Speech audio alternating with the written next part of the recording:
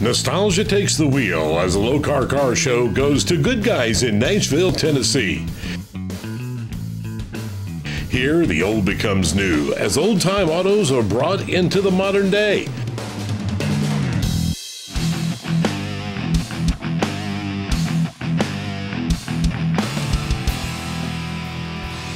It's a nostalgic race car. It's a race car that was raced back in the 50s and 60s. In the early 90s, it was transformed into a drag-only car strictly.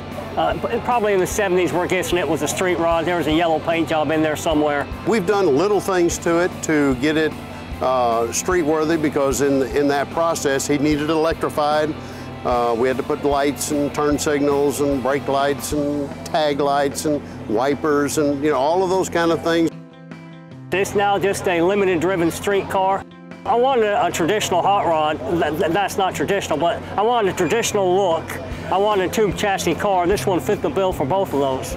It's a over-the-counter 426 Generation 2 Hemi, the 4-bolt mains. It's a Siamese bore. It's been stroked, not bored out. It's stroked to 472. Everything else besides the block and the crank, which is a nodule iron, is Mopar. Everything else is aftermarket. It came with the Hemi, and so that was part of the package I bought from the previous race car owner. But yeah, I would want to keep a Mopar and a Mopar.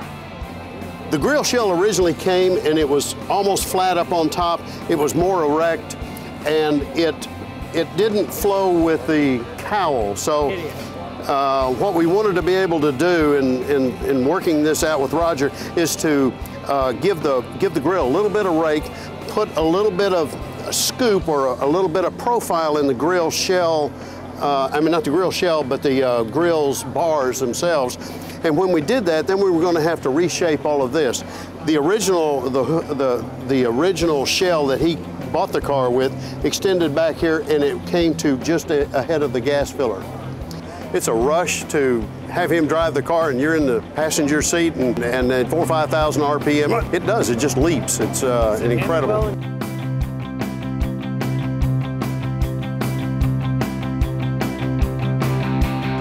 It was bought locally. A guy in town had it, and we kept it for a while. Didn't really, just kind of gathered parts, and then ended up deciding to put it on the S10 chassis. So cut all the floorboards out, put all new floorboards in, set the frame down how I wanted with the drop springs in front and back. It's got a small block Chevy with a 5-speed in it. And I work in a machine shop of a day, so I made a lot of the accessory pieces for it and stuff. Probably on and off 3 years working on it. It's best to have an idea before you start of what you're wanting, and then we tried to find little pieces here and there, like the armrest and different pieces, kind of just to, you know, put some nostalgia pieces back into it. The old era, but it's not the original color. The top's off of a Volkswagen Beetle, and then the green's just out of a shade book from DuPont. So this is what your wife loves to drive? Yeah, I fixed it up for her. It's her car. She's more involved with it and makes it easier for me with future projects.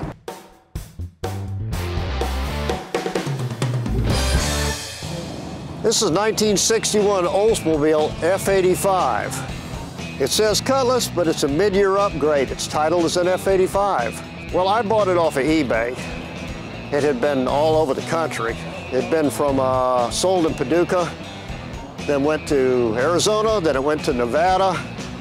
Then a guy traded it for to a guy in New Jersey. And its desert history is probably why it's not a rust bucket. My parents were Oldsmobile and Buick people, and that's why I kind of got onto that. And besides, everybody owns a Chevrolet. The engine is a 215 aluminum V8. It's the Oldsmobile version. There was a Buick and an Olds version in 61 through 63, and that's a 3.5 liter. That was in a Rover for years. There are places to get parts for the engine, and there is somebody in Detroit that specializes in these, and they can get you they've got everything. So there's one place in the country that we know of. I take it easy on it. It has a really good motor with a lot of power. but I never really use it because I'm afraid the transmission will let go on me. Everywhere I've ever been, I've never seen another one. No. It seems to be almost totally unique.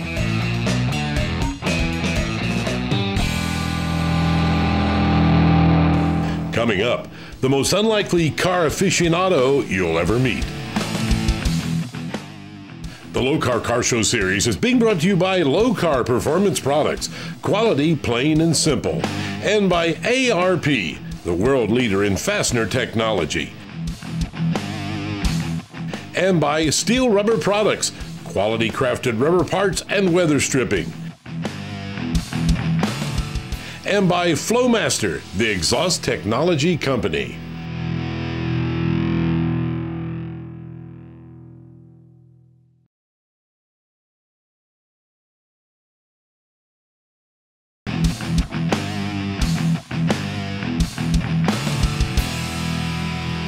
When I go to a show, it's like it's in my blood. I got to try to stop, take the back roads to try to find a truck to bring back, to restore, to go to the next show. A lot of the projects are trucks that I found, along the way. Just recently, I found an old truck in a beaver dam down in Alabama, and we're going to resurrect that truck, bring it back to life, and chances are it'll probably look like the truck that's behind me in about 30 days. When we get going and get working on a project, I can't sleep much. It's like a disorder. Could be OCD, I don't know. I don't think any doctors ever diagnosed me, but there's going to be something out there for people like me that just like to work on stuff all the time. Trucks are what built America. I mean, the farmer who grows our food has to have the truck. The big trucks that deliver the supplies to the homes, that's a truck guy. And then nowadays you got the big trucks to deliver the paint products so that we can paint the trucks. So it's like a wheel. You know, you got the man that started the truck, and then now you got the people restoring the trucks. So it's just like one big wheel that turns real slow.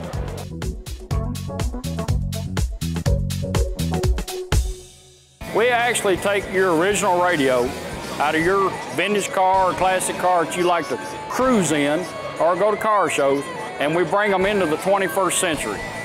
We add everything that the 21st century cars have got.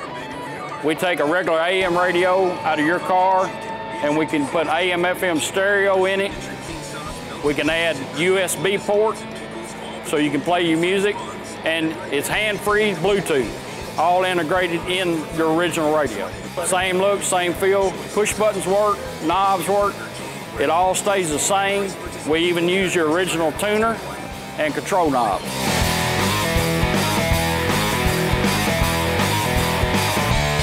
You can do from a 1920, this is 1937 Motorola.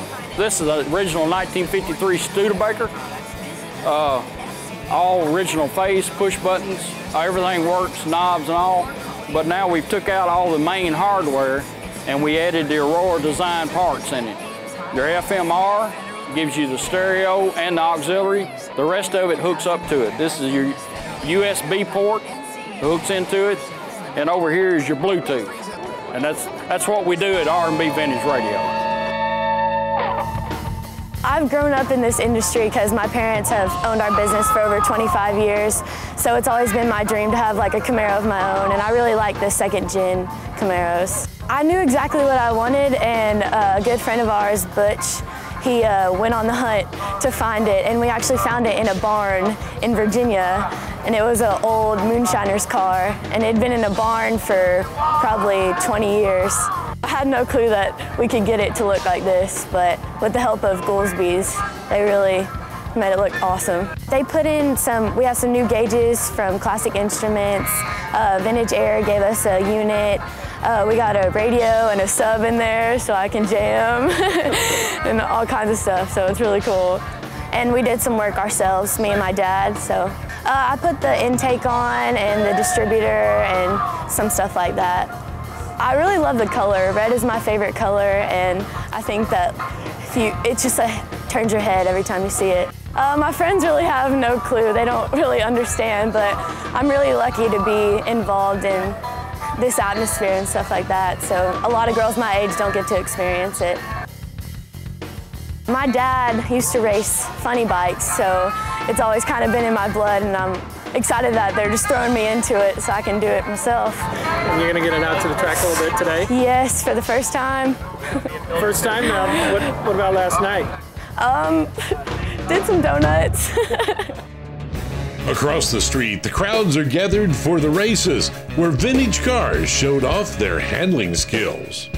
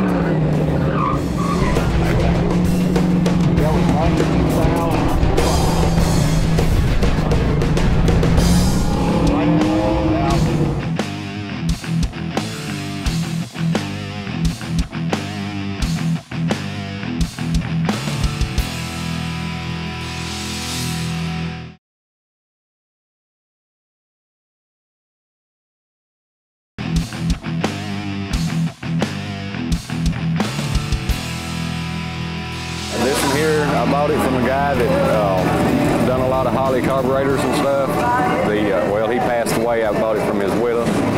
And the engine is 406, aluminum heads and stuff on it. Real stout running. Got a 700 R4 tranny in it. Good cruiser car. Got heat and air on it. Good, comfortable car. Done a lot. Found it on Craigslist for sale. Of course, the guy had passed away and had sat in his garage for 5 years, and she finally decided to sell it, and I seen it, made a phone call, and went and got it.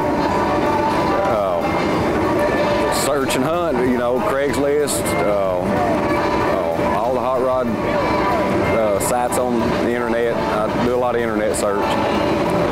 I get it to cruise in, just go to shows and cruise around, enjoy, have fun, go out to eat in.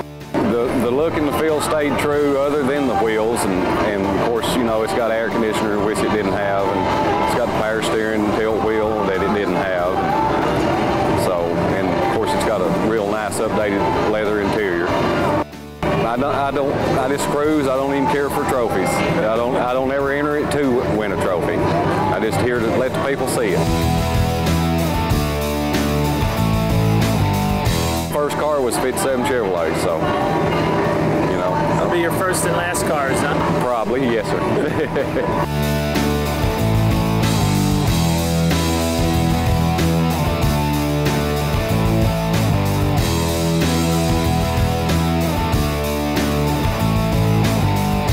Just the way it's set up, you know, with air and all the nice radiator system in it, and the upholstery. I mean, just in the color, you know, it just caught my eye. It's set up real good. We assemble all the products to make the fuel injection systems work in various hot rods and Jeeps, aftermarket style vehicles. All the General Motors engine systems that are popular, all the Chrysler systems that are popular, and we're currently working very hard to get all the Ford systems working in the same fashion. These systems are all designed to be form-fitted on the engines. They're a 4-wire hookup for the most part, which makes it very easy once they're installed for the installer to make them function the way they need to. And there's like a 2-part system with the wiring in a vehicle. One is the chassis components and the other is the driveline components, and we're specialized in the driveline components. We do a lot of integration systems for Jeeps and late model vehicles, and they want to drop the Hemi into a late model truck, and that we do a lot of that. We have a special project in the shop now that's a hand-built prototype car with an Ecotec engine.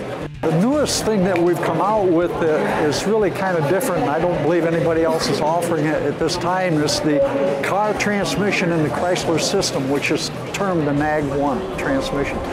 This kit right here has got it behind the 6.4 Hemi, which is one of the latest versions of the Generation 3 Hemi. That requires 5 modules. But we get interesting requests, like somebody will come up with a Generation 3 Hemi and they want to use the old 727 transmission with it. We found a way to make that happen. So we're always experimenting with these ideas that primarily come from the customer. Right. So, you know, listen to customers and do what they want. They come up with the ideas and we just help them do it. It's an unusual car, more so than most cars that come to the shows. So trying to find something unusual is really hard. I started on this about 4 years ago. I drug them home, I brought 3 of them home to make one car, and then I found it had enough parts to build a convertible. So, but it's hard to find these things that aren't rusted out. They had a straight 8 in them, and about 60,000 miles the engines were junk, so they all went to scrapyard. It's unusual because nothing on a 4-door works on this car. Basically, the tail lights are different. There's a lot of different components in the 2-door hardtop, and they didn't build a whole lot of them. I like the style. I wasn't connected to it before, and then I got connected to the car. Coming up, the most colorful history of an old-time car that you'll find.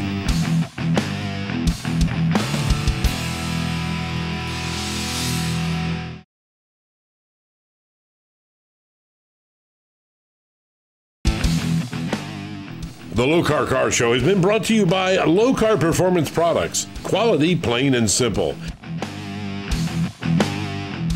And by Possum Holler Garage. It's where the trucks are. And by Hotwire Auto. We do the work so you can play. And by Cal's Custom. Proudly manufactured in the United States. Well, it's just a 40 Ford. It's just, you can't help but like them. I was just built it for a driver. I've had several, had another 40 Ford, and my wife fell in love with it, and I sold it, so, and she fell in love with the color. She seen it on another car, and she wanted that color, so I found the super body, and I said, I'm gonna build her one. The body was excellent. It has no patch panels in it anywhere. It was just a super, super body. I met a guy at Myrtle Beach that told me about the car. Now, most people that's got 44 say it's an old bootlegger car, but this actually was. A bootlegger had the car back many years ago. The revenuers got after him. And they got in a crossfire, and one of the revenuers killed another revenuer. The boy got away in the car. He was scared because one of them had got shot during the crossfire.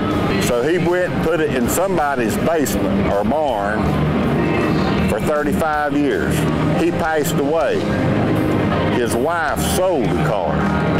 Well, the man that bought it was going to build it. He bought the parts and stuff, the chassis, the engine, the running boards, just bukus of parts he had bought for the car.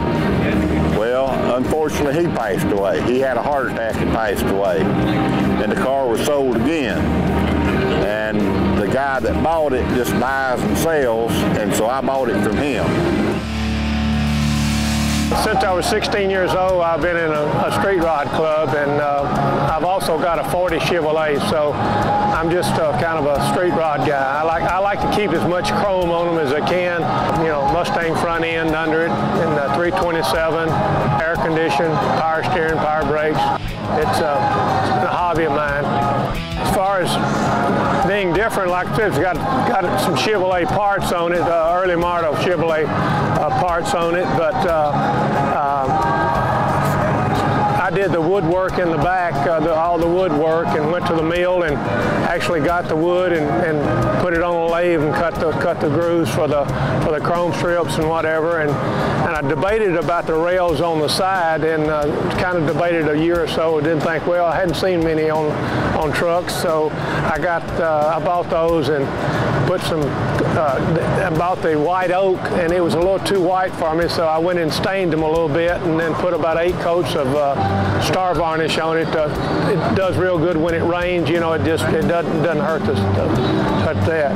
But the motor's 327, which is one of the best motors I think Chevrolet ever made, and L-Brock carburetor and electronic ignition system in it, power steering, power brakes.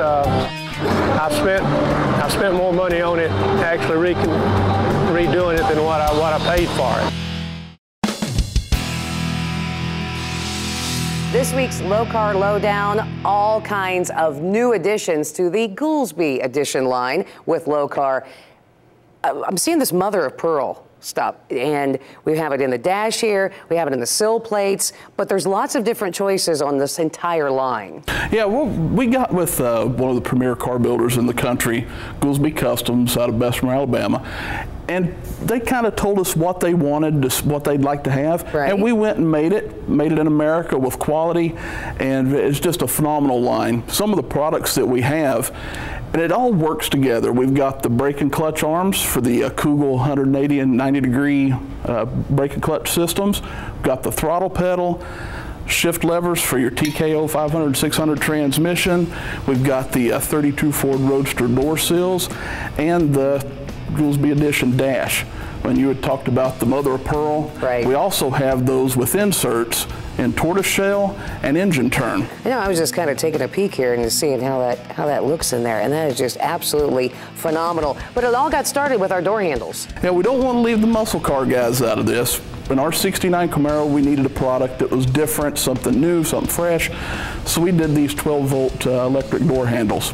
It'll actuate any, your 12-volt door latch in your car. Just reach underneath, open the door up, simple as that, and looks phenomenal. Find out about the Goolsby Edition line from Lokar. Just hop on their website at lokar.com. Remember, made in the USA, quality, plain and simple.